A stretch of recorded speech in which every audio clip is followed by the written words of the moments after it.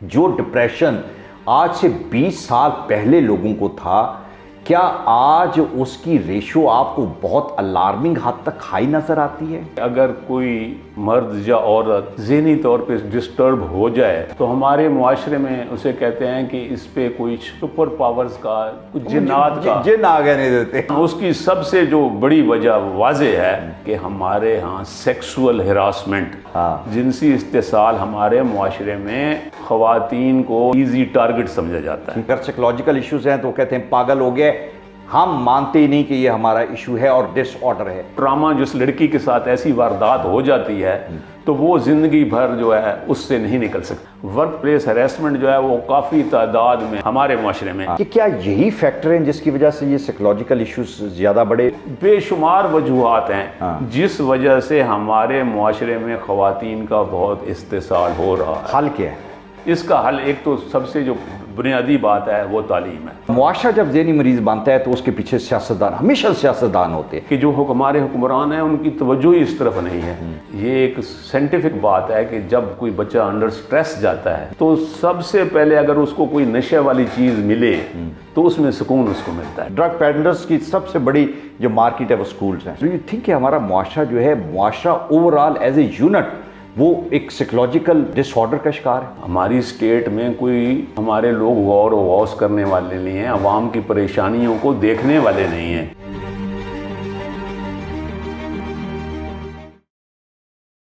हम हर रोज़ देखते हैं कि लोग बात करते हैं कि फ़लाँ शख्स जो है वो ज़हनी तौर पे अपना तवाज़न खो बैठा, उनके लिए मुख्तलिफ अलकाब इस्तेमाल करते हैं। और हकीकत तो ये है कि पाकिस्तान की आबादी जो कि 22-23 करोड़ के करीब है, उसमें 1/3 जो कि 8 करोड़ के करीब लोग हैं वो ज़हनी तनाव का शिकार हैं। उसे आप डिप्रेशन कह लें, उसे आप एंग्जाइटी कह लें, एबनॉर्मेलिटी कह लें, लेकिन इसकी वजह क्या है?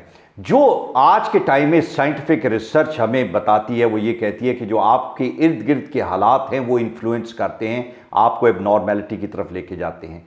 बेशुमार लोग ड्रग्स की वजह से साइकोलॉजिकल इश्यूज़ का शिकार हो जाते हैं, लेकिन इससे हट के जब आपको डिप्रेशन आपके इर्द गिर्द के लोग जो हैं, जिसमें आपके ऑफिस के कोलीग्स हैं, दोस्त हैं, बहन भाई हैं, बेगम या खावंद है और बच्चे हैं, ये आपको डिप्रेशन देते हैं तो आप डिप्रेशन लेते हैं। और फिर जब आपकी इकोनॉमिक कंडीशन अच्छी नहीं होती तो फिर ये उसको मल्टीप्लाई करता है।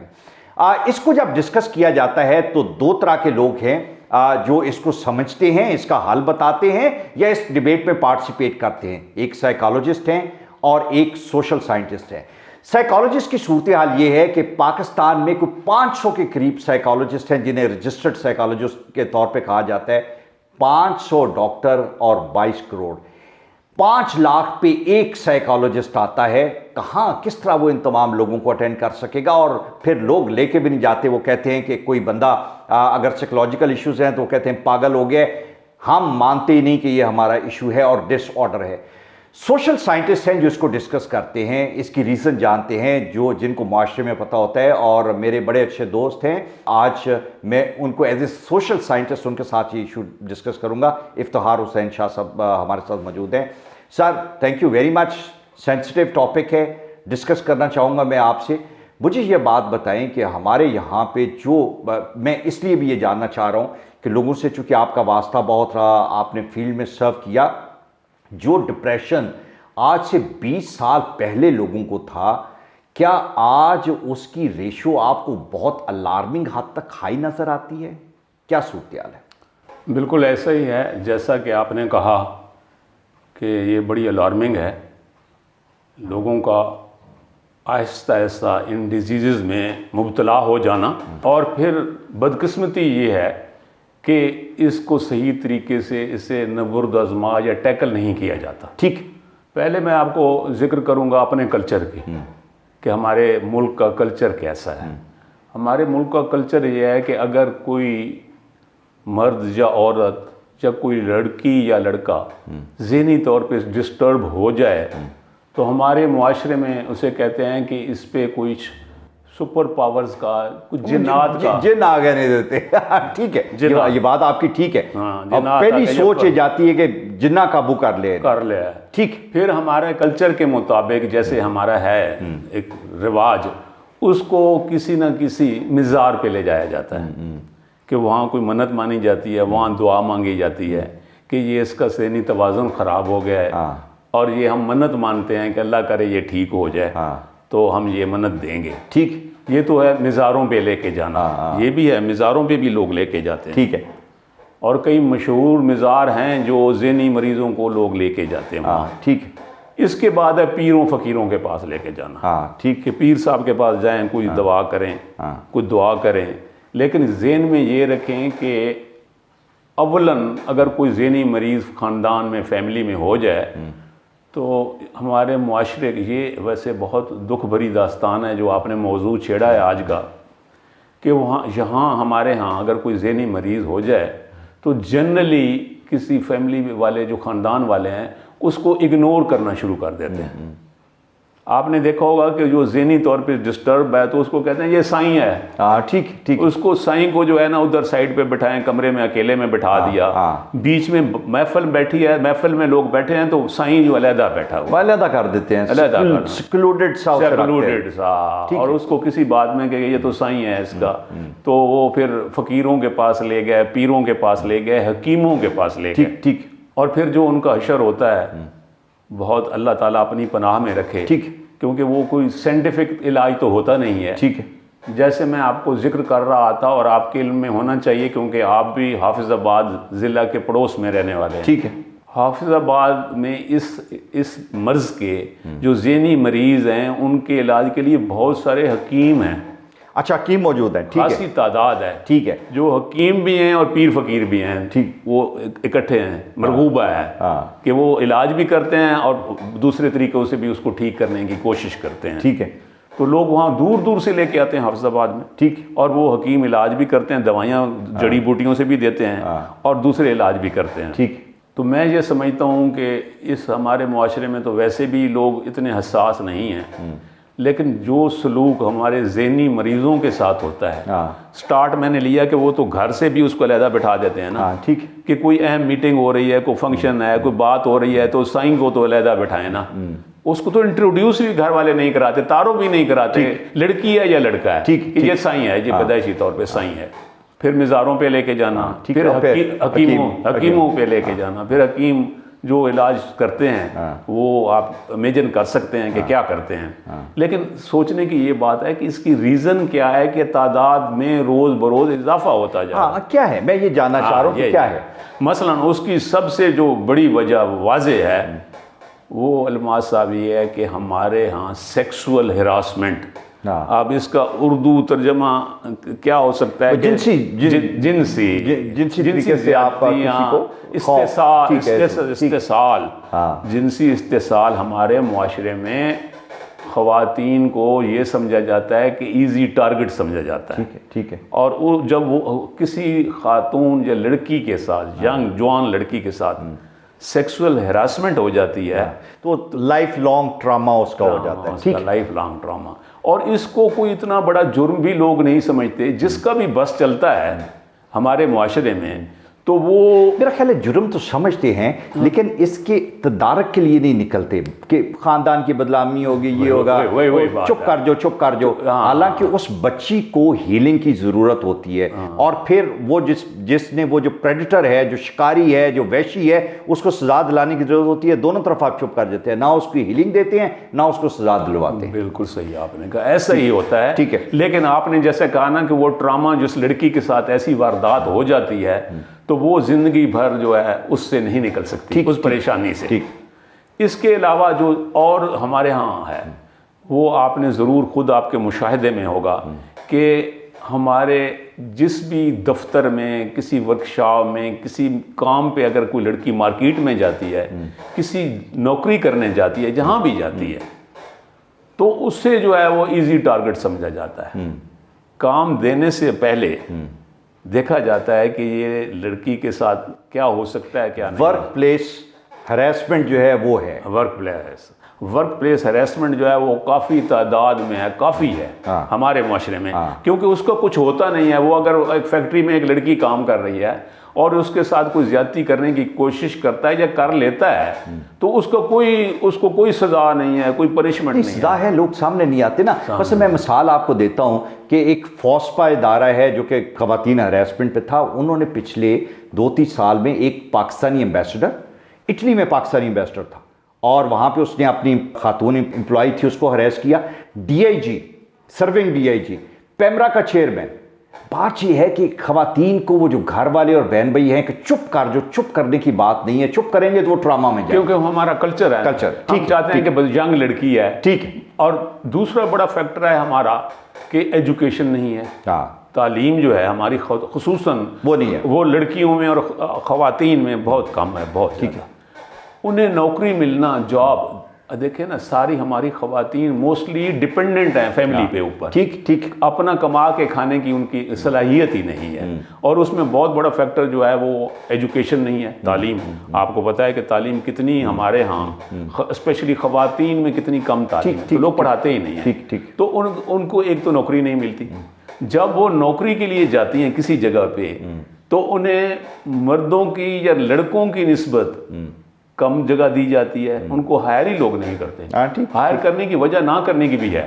वो लोग जवाब देते हैं। पहली बात तो ये है कि यार ये लड़की है, हम इसको काम कराना सिखाना शुरू करें, ट्रेन हो जाए, कल इसकी शादी हो जाए, ठीक है। और जो शादीशुदा है वो कहते हैं शादीशुदा, इसके बच्चे हो गए तो 4 महीने ज़ाया हो जाएंगे। ये जो है इसको मैटरनिटी लीव पे चली जाएगी, इसको ट्रेन करने का कोई फायदा नहीं है। ये फिनोमिनन पूरी दुनिया में है, लेकिन हमारे बहुत ज्यादा है। हमारे यहाँ जो है ना, लोग इसको एक्सप्लॉइट करते हैं, उसका फायदा उठाते हैं।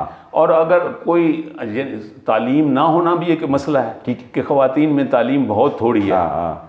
इसके अलावा एक और जो बड़ा फैक्टर है कि हमारे यहाँ खवातीन को तालीम दिलाने के लोग कायल भी नहीं हैं कि ज़्यादा इनको एजुकेटेड किया जाए। वो कहते हैं, आपने देखा होगा कि एक तो घर से ही प्रॉब्लम शुरू हो जाता है कि जब हम उनके साथ डिस्क्रिमिनेशन, बच्चों को पढ़ाते हैं, उनको पढ़ाते नहीं है, बच्चों नहीं। ठीक है। क्यों नहीं? और सो मच सो अलमासा, जिससे मैं बहुत दुखी और परेशान हुआ कि हमारे कल्चर में ये है कि घर में लड़के लड़कियां दोनों हैं ना, तो सारा घर कहता है पहले भाई को तो खाना खा लेने दो। अच्छा, ये भी है। ठीक है, बिल्कुल ठीक है, बिल्कुल ठीक है। पहले लड़कियों को पहले खाना नहीं है।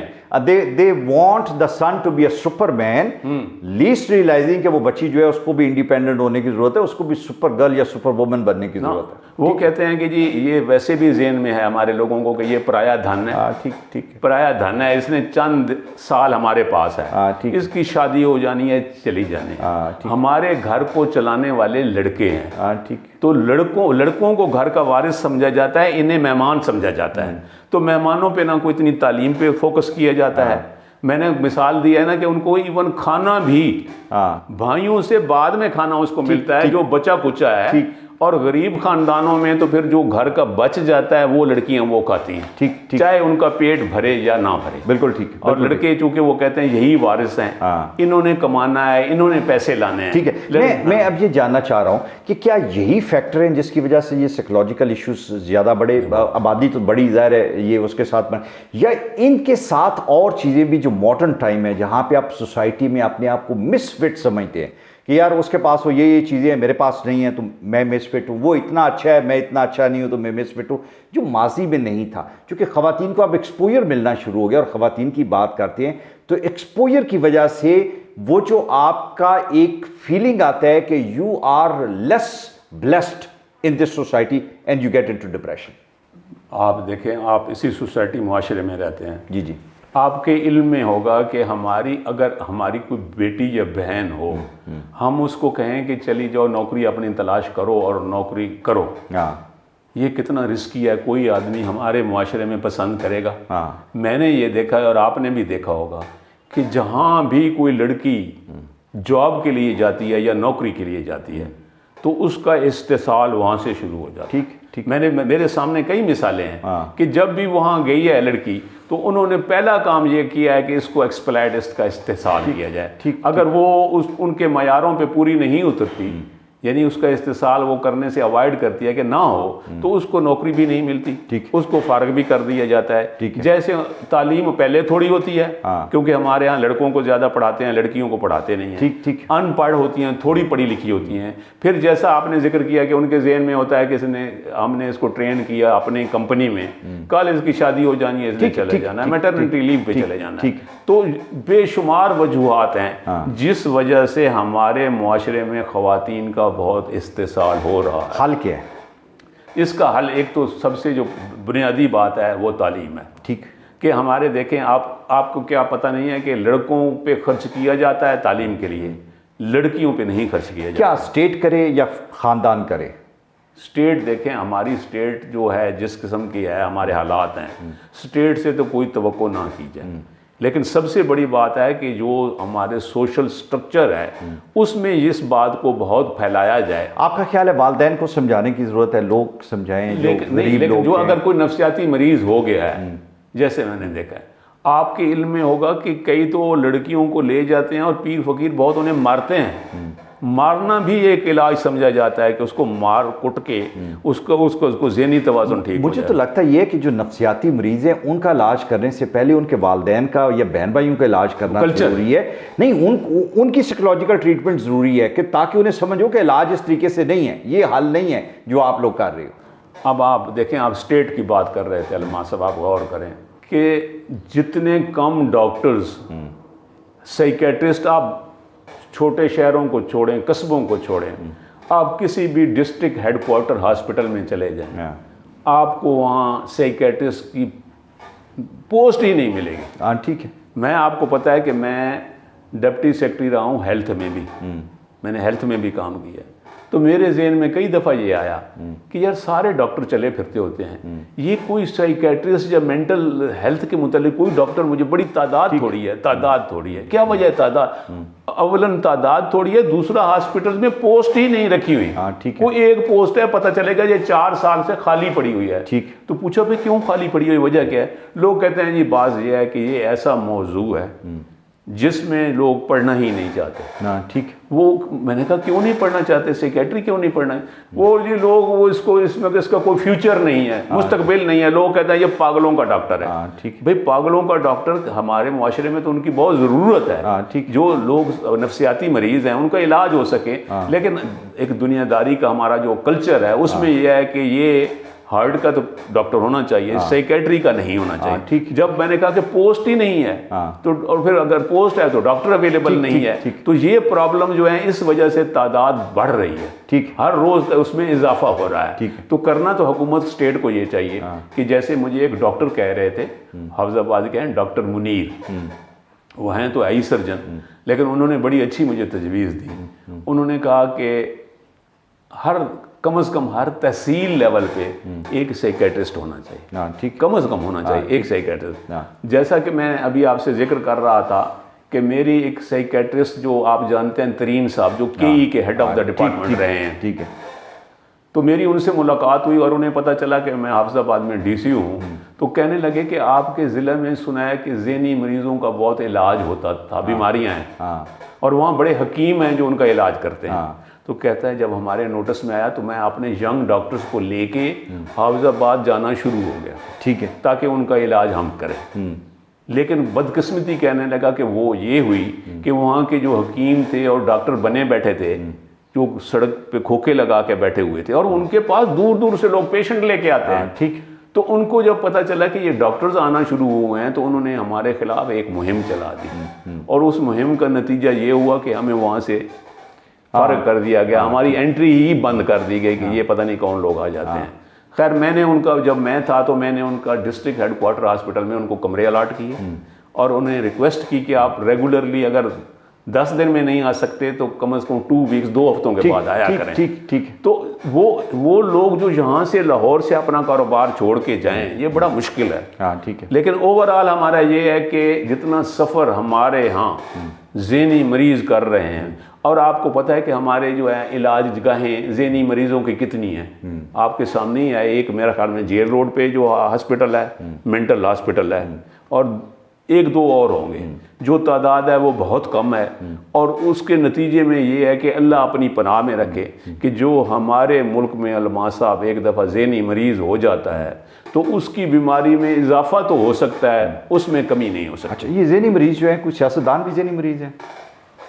अब ये तो एक बड़ा टिकलिश सा सवाल है कि ये क्या मैं कहूँ, अगर इसमें आप खुद जानते हैं, आपके नोटिस में भी हैं कि कुछ लोग हैं ऐसे जिनका देखिए उनकी वजह से जो जब मुल्क में कहा जाता है कि ये नहीं है कि बाज़ का अफराद जो हैं वो ज़हनी मरीज़ होते हैं, मुआशरा ज़हनी मरीज़ बन जाता है। और मुआशरा जब ज़हनी मरीज़ बनता है तो उसके पीछे सियासतदान, हमेशा सियासतदान होते हैं। हमारा मुआशरा, डू यू थिंक कि हमारा मुआशरा जो है, मुआशरा ओवरऑल एज ए यूनिट वो एक साइकोलॉजिकल डिसऑर्डर का शिकार है? माशरा तो ज़रूर है, और सबसे बड़ी बात है कि जिस सोसाइटी में इम्बैलेंसेस हों, तवाज़ुन ना हो। आप देखें ना, मैंने कहा कि एक बच्चा जो है, गुर्बत भी एक बहुत बड़ा फैक्टर है, गुर्बत भी। हाँ। अब चाइल्ड लेबर हमारे यहाँ बड़ी कॉमन है, आपको ज़्यादा पता होगा कि कितनी चाइल्ड लेबर है। अब बच्चों का जो इतना इस्तेसाल होता है वो क्या होता है कि बच्चे जब चाइल्ड लेबर करते हैं, चाइल्ड लेबर जो होती है उनको तो सही मुआवजा नहीं मिलता। हाँ, ठीक। बल्कि बाज़ों का तो जो लोग कहते हैं कि उन्हें मुआवजा दिया ही नहीं जाता। ठीक। वो बाप के साथ वैसे ही आ जाते हैं और सारा दिन काम, वो कहते हैं जी ये इसको हम फ्री काम सिखा रहे हैं। हाँ। ये यही काफ़ी है इसके लिए। और वो इतना खौफनाक होता है कि जो मैंने तो उसकी बातें सुनी हैं तो यकीन करें कि मेरी रूह कांप जाती है। वो कौन सी बातें हैं? जैसे आपने कहा है ना कि काम सिखाना, कई लोग जो है वर्कशॉपों में काम करते हैं, छोटे बच्चे, तो उनकी भी सेक्सुअल हैरेसमेंट होती है, चाइल्ड मोलेस्टेशन बहुत ज़्यादा है। तो जिस बच्चे के साथ बचपन में ऐसी वारदात होने लग जाए तो उसकी शख्सियत क्या अभी कल परसों एक क्रिश्चियन बच्चा था, कोई 12 या 13 साल उसकी उम्र थी, अदन नाम था उसका। तो इसी तरह उसको वर्कशॉप में सेक्सुअली मोलेस्ट किया गया। मोलेस्ट करने के बाद उसने रेजिस्ट किया, उसको मार के रिंग रोड पे फेंक गए। You know this what they have done. He died. अच्छा, और मैं जो एक बात खसूसी है ज़हन में कि जो हमारे हुक्मरान हैं उनकी तवज्जो ही इस तरफ नहीं है। जैसे मैंने कहा है कि ये बच्चे, चाइल्ड लेबर की भी बात आप कर रहे हैं ना, कि वहाँ इस्तेसाल होता है और ये खासी तादाद में है जो लोगों के नोटिस में ही नहीं आता। अव्वल तो देखें, बच्चा सारा दिन अगर मजदूरी करे तो चाइल्ड को तो कुछ भी नहीं मिलता, खाना दे देंगे, ज़्यादा कुछ चंद पैसे दे देंगे, लेकिन उनकी लेबर जो है वो उसको नहीं मिलती। और इसी तरह लड़कियों का है कि लड़कियों का जो सारा दिन काम करें तो चूंकि वो कहते हैं कि जी ये तो। अच्छा, मुझे ये बताएं, हमारे पास साइकोलॉजिस्ट 500 हैं, आबादी 22 करोड़ है, आबादी जो है वो छलांगे मार रही है, बहुत रैपिडली ऊपर जा रही है। कहाँ से इतने साइकोलॉजिस्ट लेके आएंगे? क्या बनेगा? क्या दुनिया में साइकोलॉजिस्ट हैं नहीं? या उनकी पॉपुलेशन के मुताबिक नहीं होते। लेकिन सबसे बड़ी बात यह है कि हमारी स्टेट जो है, हमारी स्टेट में कोई हमारे लोग गौर व गौस करने वाले नहीं हैं, आवाम की परेशानियों को देखने वाले नहीं हैं। अगर थोड़ा सा गौर करें जैसे आप कह रहे हैं, तो जैसे डॉक्टर साहब ने एक तजवीज़ दी कि कम अज़ कम तहसील लेवल पे तो एक साइकेट्रिस्ट होना चाहिए। 4 तहसीलें हैं एक ज़िला की, मिसाल के रहीम यार खान है, उसकी 4 तहसीलें। अच्छा, मुझे एक बात बताएं, ये बात आपने बड़ी ज़बरदस्त की। 2 तरह के हैं, कुछ हैं जहाँ पे रिसोर्सेज नहीं, गवर्नमेंट के पास रिसोर्सेज नहीं, आफसाबाद डिस्ट्रिक्ट है, नहीं होगा कोई। यहाँ पे रिसोर्सेज हैं, इश्यूज़ हैं, और फिर भी साइकोलॉजिस्ट नहीं है। बस मैं मिसाल देता हूँ, हमारे बेशुमार जो अफ्लुएंट क्लास के स्कूल्स हैं, वो LGS हो या दूसरे स्कूल्स हो, बच्चे हैं खाते पीते घरानों के ना 35 40 हज़ार रुपये महीने की फ़ीस देते हैं। उनके बच्चे ड्रग्स में हैं, एडिक्ट्स हैं, उनके बच्चे साइकोलॉजिकल इशू, और वहाँ पे स्कूल के अंदर एक साइकोलॉजिस्ट मौजूद हैं। आपने देखा होगा कि दुनिया की बड़ी बड़ी जो कंपनियां हैं उनमें साइकोलॉजिस्ट और साइकेट्रिस्ट ज़रूरी होते हैं। और ये आपने ड्रग्स की बात की तो मेरे जहन में ये आया कि ये एक साइंटिफिक बात है कि जब कोई बच्चा अंडर स्ट्रेस जाता है, होता है अंडर स्ट्रेस, तो सबसे पहले अगर उसको कोई नशे वाली चीज़ मिले तो उसमें सुकून उसको मिलता है टेम्परेरी। ठीक। और उसकी फिर एडिक्शन हो जाती है। अभी आपने एक लाहौर का गुलबर्ग का केस भी आपने सुना होगा, बड़ा उसके चर्चे हुए हैं, अखबारों में भी है कि वहाँ लड़कियाँ जो हैं वो भी हैश और पता नहीं क्या क्या। और आजकल तो बहुत खौफनाक बात हो रही है कि जितने ड्रग्स बेचने वाले लोग हैं वो कहते हैं कि जो मॉडर्न एरियाज़ हैं लाहौर के, उनके स्कूलों में जाके देखें, वही बेचते हैं। ड्रग पेडलर्स की सबसे बड़ी जो मार्केट है वो स्कूल्स हैं। और जो वहाँ पढ़ते कौन है, बच्चे, छोटे बच्चे, वहाँ अगर ये ड्रग्स इस्तेमाल, और ड्रग्स का सबसे बड़ा नुकसान ये है, और तो है ही, लेकिन लोगों को सुकून मिलता है वक्ती तौर पे, ठीक, और टेम्परेरी सुकून जो है ना, वो उनकी ज़िंदगी को ख़राब कर देता है। बहुत शुक्रिया। ये आर्जी सुकून हमेशा की बेसुकूनी की तरफ ले जाता है, और हमें ये सोचना है कि जो हमेशा की बेसुकूनी है उसको कैसे ख़त्म करना है। वालिदैन को तवज्जो देने की ज़रूरत है। जहाँ जहाँ आपके पास रिसोर्सेज हैं, प्लीज़ आप ये जहाँ कहीं भी आपको बच्चे में, फैमिली मेम्बर में कोई इशू नज़र आता है, नेवर हेजिटेट, कभी इस बात पे ना घबराएं कि कोई बंदा पागल कहेगा, या आपको उसको ठीक करना है, उसकी मेंटल हेल्थ को ठीक करना है, और जो कोई भी साइकोलॉजिस्ट अवेलेबल है उनसे बात करें।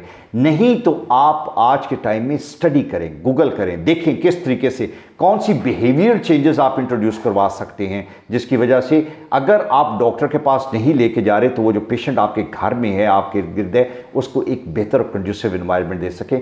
We need to be very caring and sensitive towards these patients, और माने कि ये पेशेंट हैं, ये छोड़ दें, ऑस्ट्रिच ना बने। आप रेत के अंदर सर दे देंगे तो वो बंदा या बच्चा ठीक नहीं होगा। आपको उसको फेस करना है, उसको ठीक करना है। Thank you.